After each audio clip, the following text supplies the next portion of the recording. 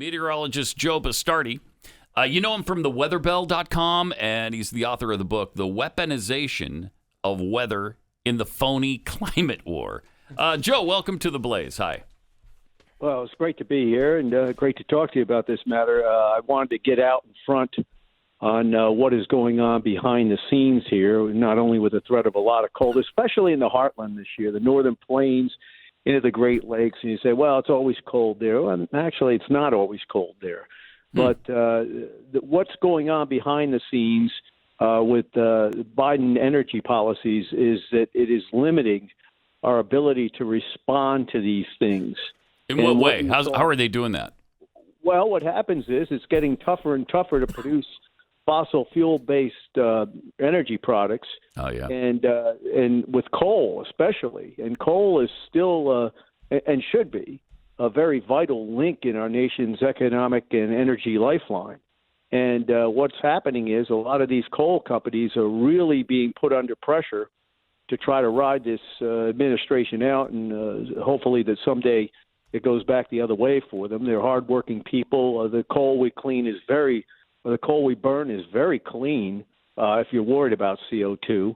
And so what's happening is there is not. It's not, well, neither am I, but guys, that's not the problem. The problem is you have an American public, a large enough segment of the American public that doesn't believe that. So, you've got to be able to try to counter that kind of thing. That's why it's a phony climate war. The real agenda is to destroy the nation's economic base. And, of course, it leads to, you discuss it all the time. I hear you guys talking about it all the time. This is straight out Cloward Piven.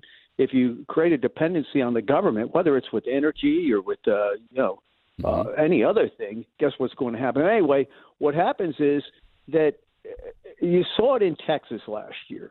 You Sure have did. 20 to 25% of your grid is based on renewables. And I don't have anything against renewables. As a matter of fact, it's the first derivative profit center for me. By that, I mean an energy company, and all our energy companies have already gotten our winter forecast. All right, they need a long-range forecast, but wind and solar need it every single day. An oil company doesn't need it every single day. So here's what happens. When you put 20% of your grid on renewables, what's going to happen if that 20% goes down and you have, let's say, the demand spiked to twice normal? Well, you saw what happened. And the craziest thing is the circular firing squad, because the natural gas compressors in Texas use electricity to push the natural gas to the generating station. So what happens is if there's no electricity, they can't do their job, and then AOC steps in and blames fossil fuel. Right. And on top of which, the renewable energies, while we have 20% or 25% of that is expected to be part of our grid, but it never produces that much. So it always underproduces what they claim it's going to produce. But it's a good supplement. It's a good thing to have, and it's a good thing to, let's say if you it's a backup system. Not even that. It's if you can save usage on other days, where there are days that you can actually use it. It's why I think it's so attractive on businesses and houses. If you can save 30% electricity cost on your house and use 30% less electricity, someone else gets to use that. But okay, let me say what I'm concerned about, and I want to get out in front myself, or Chris Horner over at the American Competitive Institute, I believe, is also talking about this, is if you get a 10 to 15-day stretch of extreme cold, which we're probably going to get, we do almost every winter, and this winter we may get it even worse, in, let's say, Chicago or Minneapolis or this area of the Midwest, you will then create the situation for blackouts. And cold kills more than heat does. Yeah. And we saw that last year in Texas, for instance. You can adapt to the increase in warming. So you will get blackouts. We're calling these potential Biden blackouts. In the meantime, the left will then turn around and say, see, there's not enough fossil fuel to do this. It's fossil fuel's fault. And this is what they do all the time. It's a hideous practice. and I think it's deceitful. And Well, yeah. what happens is part of it's our fault because there are not a lot of watchtower people out there. If you ever read it, I believe it's Ezekiel in the watchtower. There's not a lot of people screaming about it like you guys are. What is happening is in the mainstream media, I can't even believe. I'm 66. I can't believe the media I see today. They just simply buy the story, and no one looks underneath the first line. Like, oh, this is the worst ever. In my book, what I simply do is refute every one of their claims with 5, 6, or 7 examples of how the weather there was worse drought, worse this, worse that, worse hurricanes. My goodness, if we were getting hit by hurricanes the way we were in the 1930s, 40s, and 50s, people would think the apocalypse is coming. But if you don't know that, then when an Ida shows up or a Harvey shows up, people go out of their mind. And this is what they're doing.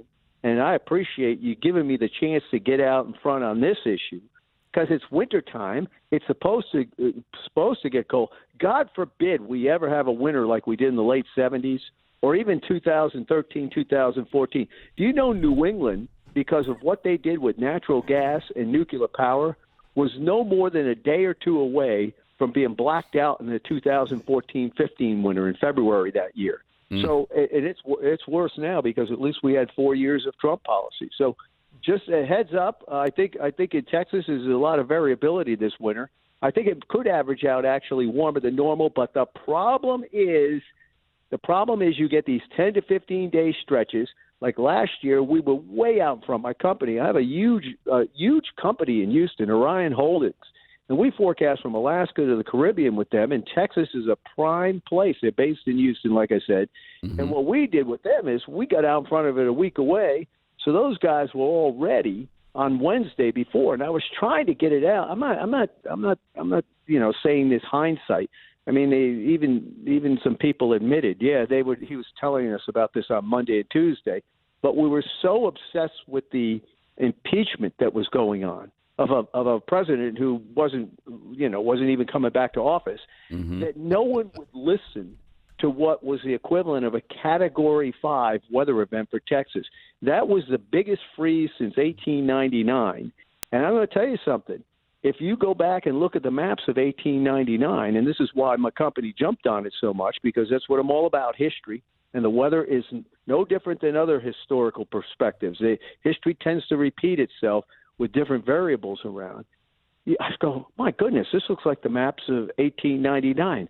Now, your problem today in forecasting is the average forecaster is not fascinated with the past, simply believes today, now I'm not going to say the average forecaster, but a lot of the forecasters, because of the climate change agenda, simply believe that, oh, well, this is the worst ever. I shouldn't go back and look at what happened. Well, if you looked at 1899, you could see it coming as plain as the nose of my Italian face, which is pretty plain if you've ever seen a picture of me. So that's basically what we got going on here, guys.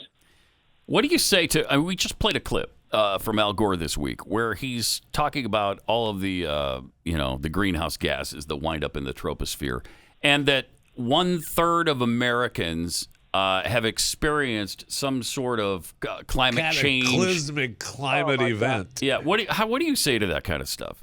You can't. Yeah, it's like it's like arguing with a tree. Yeah, look, no, I'm dead serious. I'm an old environmentalist. This is the biggest joke in the world. Okay, what do you think is going to happen in California if there are 4 times the amount of people living there now than there were in the 1930s? Where, by the way, wildfires were 10 times greater than what they are now. You don't even know that. Do you know that this year's wildfire season is actually slightly below normal? People who think they can build Miami Beach on a man-made sandbar. Right. Right.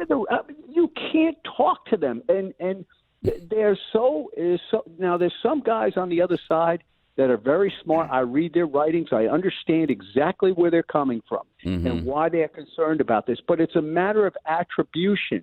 There are so many variables. When God created the majesty of the atmosphere, okay? In fact, it's interesting to me. It's a spiritual lesson to me because that's the way I am, okay? The heavens declare the glory of God. The problem is you get guys now that think they are so smart they go around at Paul in Corinthians and said, those who know what they know don't yet know what they ought to know. They think they know exactly what tomorrow is going to be. And you got this guy, when he lost the presidency in 2000, he made it his mission that this was going to be his mission. I'm like, if I can't save America, I'll save the world. Yep. And that's what listen, you guys know H.L. Mencken, and I quote him in my book all the time. The urge to save humanity is almost always a false front for the urge to rule it. And that's exactly what you're seeing today. That's this great. Is no different than any other issue. In fact, it's linked. It's linked. I wrote there are 2 chapters in my book on COVID and climate, and I wrote that before I wrote that. It was written in March. It didn't come out until September because it is. Books, it takes forever for them to come out. But in March, you could see what they were going to do with this kind of situation. So what do? You simply ask, okay, you're in charge. What's the perfect temperature of the planet? Can you explain to me why it's warming up more where it's cold and dry than where people live?